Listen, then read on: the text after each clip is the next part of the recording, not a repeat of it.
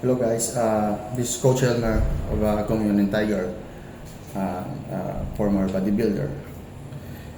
Advice ko doon sa mga kabataan na palaging nagtitake ng energy drink sa gym, tapos ginagawa nilang tubig. Mali po yun, okay?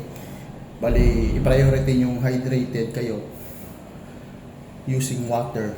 Wag yung Cobra, wag yung Sting. Kasi sa totoo lang, ako nung araw na-addict ako dyan. Hindi ako sanay na wala yan.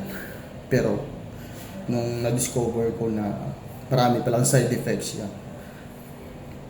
may tendency masira yung katawan nyo or yung kidney nyo mismo. Pati yung tulog nyo sisirain yan. Bali, yung advice ko lang is magkape na lang kayo. Yun yung mas safe na dapat gawin. Okay.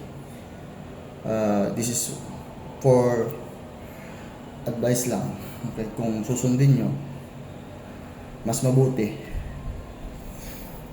As a coach, hindi ako nag-a-advise yan lahat sa mga client ko. Tulad ngayon, wala akong pre-workout na binibili kasi mas expensive siya. Kaya nagkakape ako. Yun ang ginagamit ko sa pre-workout.